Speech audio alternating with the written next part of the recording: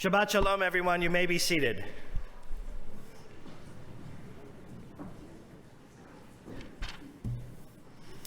My grandmother of blessed memory was the only grandparent I was blessed to know.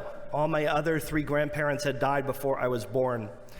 Her name was Leah Wolin, and she was an immigrant from Riga, Latvia, who grew up in a very traditional home, who then emigrated through London, Ontario to Flint, Michigan. Now today, Flint is in the news for all types of bad things, but in the 30s and 40s and 50s, Flint was a pretty hopping place to be. It was the center of industry, the car industry, and she met a man who also was from former Russia and got married and had 5 amazing children, and she lived very much the American dream. But that American dream was always influenced by who she was and how she was raised, what her parents and grandparents had to go through. And I remember being her youngest, get this, her youngest of 13 grandchildren, Rebecca, and sitting at my kitchen table in Detroit, where I grew up, and saying to her, "Bubby, I've got some great news.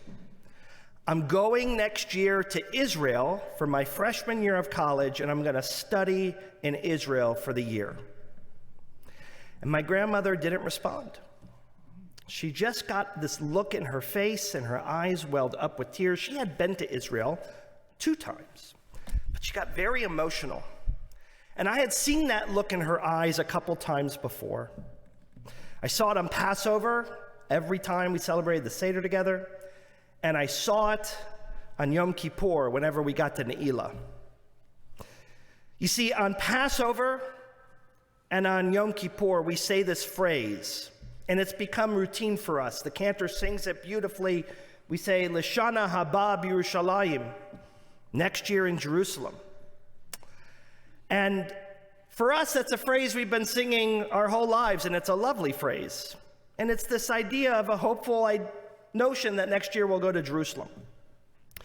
But for my grandmother, who remembers as a child having to whisper the Passover Seder because there were drunk Cossacks outside looking to do harm to Jewish people, or my grandmother, who remembers the town butcher, who also had the avocation of leading on the high holidays and singing during the Ne'ilah when we would close Yom Kippur, L'shana haba b'Yerushalayim, and the 20s and the 30s, that these were mere messianic words. It was the same idea taken out of the spiritual realm as one day saying a man will land and walk on the moon. It was far-fetched, it was unbelievable. But she said it still in the hopes of redemption and messianism. And she believed it. So when I told her I'd be spending the year in Israel studying in 1990, I saw that same look on her face. Like that dream, that hope, that messianic belief was now coming to fruition, and it was in her lifetime. And she couldn't believe it. And I imagine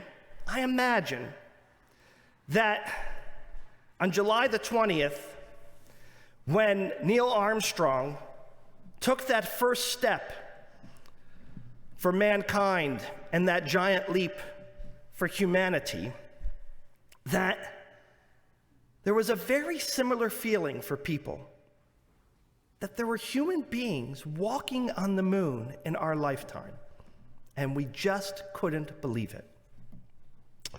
Now, I share that story with my grandmother today because I am still reverberating and reeling in a positive way from one of the most life-changing experiences that I have ever had.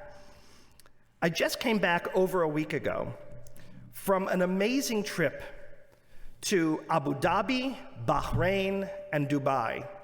And the purpose of the trip, with 25 members from our community and congregation, was to taste the fruits of the Abraham Accords. And we did just that. Now, every single Shabbat, since I was a little boy, we made a prayer for peace, a prayer for Israel, a prayer that the enemies of our country would come together in unification. And I felt like my grandmother, that it was happening in front of my eyes. That what seemed like this messianic hope, far-fetched, unreachable, and unachievable, really was taking place. And I want to share 3 very brief vignettes of what happened over in the Middle East and our Gulf Coast countries that I think are emblematic of what that fruit of the Abraham Accords tastes like, and equally important, what it is to live through a time when miracles come to fruition. By pure mazel, pure luck, our trip started on a fortuitous day. It was Sunday, and it was the day of the opening of the Ben Maimon Synagogue in Abu Dhabi. Sounds really great, but the Ben Maimon Synagogue is more than just something that's really great. The Ben Maimon Synagogue is a synagogue placed in the middle of an Abrahamic center, where there is a synagogue, a church, and a mosque, all on the same premises, all built by the Emirati government. Each of the 3 buildings are exactly the same square footage, but the designs, entrances, and accoutrements are unique to the way that each of the faiths pray. And on top of the buildings, together, there is a shared garden that all 3 of these prayer facilities unite for and have in common. There are offices for all of the prayer spaces, and together, it is a place where all of the Abrahamic religions can be a part of. It was built and designed by a world-famous architect, Sir David-Seth, who is from Ghana, who did a magnificent job incorporating so many parts and historical meanings from each of the religions. So we were there for the opening, and we'd say, oh, that's very fortuitous, except for this. It's the first time a synagogue has opened in a Muslim country or an Arab land in 100 years. The first time. And we happened to be there the day it was opening. 100 years. Because before that, before the state of Israel, Jews lived in all types of Arab countries. We lived in Iran, we lived in Iraq, we lived in Morocco, we lived in Egypt. But since the state of Israel, all of those Jews were forced out. So to see this opening was an amazing sight. And as if all that's not enough, to know that the synagogue was funded by the government of the United Arab Emirates was a really powerful statement of their commitment to this multi-faith endeavor.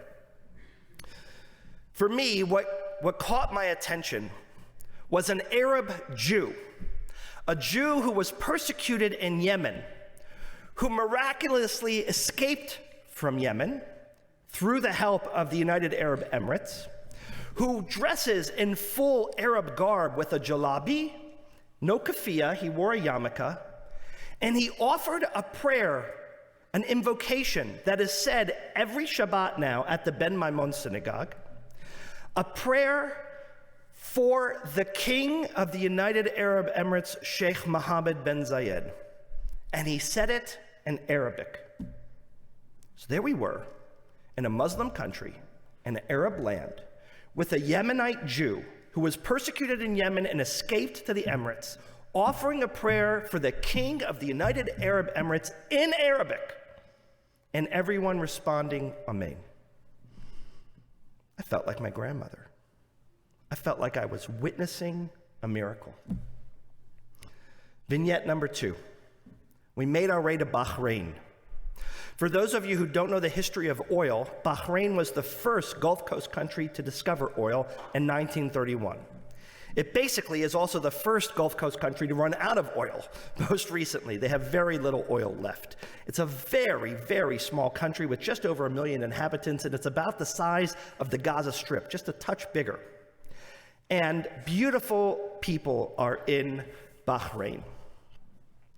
We were staying at a lovely hotel, which just by happenstance, the president of Turkmenistan, which for those of you kids who watch Borat is near Kazakhstan, the president of Turkmenistan was staying at our hotel as well. which meant there was a lot of security, Secret Service. His limo was outside. He was actually staying in one of the rooms on one of the floors with some of the people from our trip. And outside, as we were getting ready to leave this hotel, there were 5 men wearing keffiyeh and jalabi sitting outside having a smoke. And I thought this would make a nice picture. So I walk over to them. As I walk over to them, a security guard kind of intervenes and realizes I'm not posing much of a threat. And I start to talk to them for a minute. I wanted to get a picture. And what I realized was these men were part of Bahraini leadership. They were part of the most royal leadership in the country. Because the way it worked back then in 1931 was basically a Muslim Arabic form of Jed Clampett. They owned all of this different land out in the fields. They were Bedouins and sand, and then they realized there was oil underneath, and they all became incredibly wealthy billionaires and beyond. But they were at their core Bedouin Arab Muslims. And they were all outside the hotel because you can't smoke inside the hotel, and they were taking a smoke break in the morning. And I went up to them and I said, my name is David Kirshner. I'm from New Jersey, but I'm representing Israel and America and the ties, and we're here to celebrate the Abraham Accords. And you could tell all of these people in their royalty and leadership. I actually have a beautiful picture of it in my office. They all shook my hand with honor, and the leader came to me and said, we are so glad you are here representing Israel and America, and we hope that you bring many investments to Bahrain and we can increase trade. However, more important than investments in trade, we hope you continue to bring peace, because that's what we seek most from Israel, America, and all of our neighbors.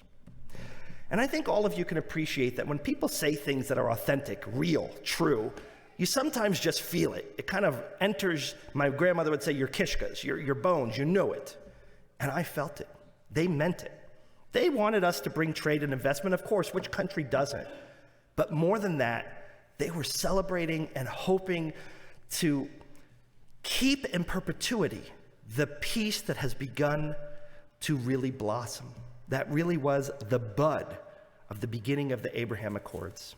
And to see that from the most royal and established leadership of this country, which owns the history of oil, was very, very meaningful and powerful for all of us. The last story I'll share with you is from the synagogue in Dubai. And there we met with a gentleman by the name of Ross Kriel, who was the organizer of the community. He's not a rabbi, but he organizes the Jewish community. And what he realized is way before the Abraham Accords, he was living in Dubai, and he found a handful of other Jews who were doing work there, because it began a lot of trade in the late 80s, early 90s, and then the turn of the century as well. And he found enough people for a minyan, and he said, we need to find a place where we can daven every Shabbat. So they rented a villa on the beach, and they rented it from a very devout, very successful real estate mogul who lived in Dubai, who of course was Muslim. And they refused to tell him what they were renting the villa for. And as they all came and met, they closed all the shades. Someone would knock at the door, they'd be afraid. They created a secret knock, because if they found out that there were Jews praying, they worried for their safety and their well-being. Well, Ross had a major problem keeping this facade and this lie from the person he was renting the villa from. And after 2 years, it came time to renew the lease. And he said, I can't keep this lie anymore. I have to tell this person who's involved now in the government and who owns all of this real estate what it is we're using the villa for. So he met with him to renew the lease, and he said, you should know, Your Excellency, that this villa that we are renting is used by Jews to pray every week. I can't keep the lie from you anymore. And the man's tears formed in his eyes and trickled down, and he said, that is the most beautiful gift you could give me in this sacred property. He donated most of the proceeds from that time forward, and the synagogue began to grow and blossom. They opened up the shades and the doors. There were no longer a secret knock. And now, even at times like then, and the Shabbat we were there, we welcomed in a Shiite cleric from Scotland to offer the Devar Torah on Shabbat. That's the level of tolerance, acceptance, and pluralism that is rampant in Dubai and the Emirates. And it was one of these moments that touched my heart and stirred my heart. And throughout that entire trip, and I have been quite nostalgic and spiritual lately for the obvious reasons, I felt my bubby, my grandmother, with her hand on my shoulder. She has long since left this world, but I just felt her presence, and I felt that exact same feeling that she couldn't articulate in words, but I could sense when we said next year in Jerusalem, and that she was witnessing it in her lifetime, that she was part of a 2,000-year-old tradition, that she got to see that transition between what was forbidden and what became a reality. And that here I was in my lifetime, a young boy who came to shul every week, and then a man who chooses a career in the rabbinate and Judaism, who says a prayer for peace over and over and over. And to me, that prayer felt like electric cars or vehicles that we could all personally take that fly, like it was science fiction, was unattainable. And here it was, in reality, tasting the fruits of that very, very dream. Theodore Herzl once said, "If you will it, it is no dream.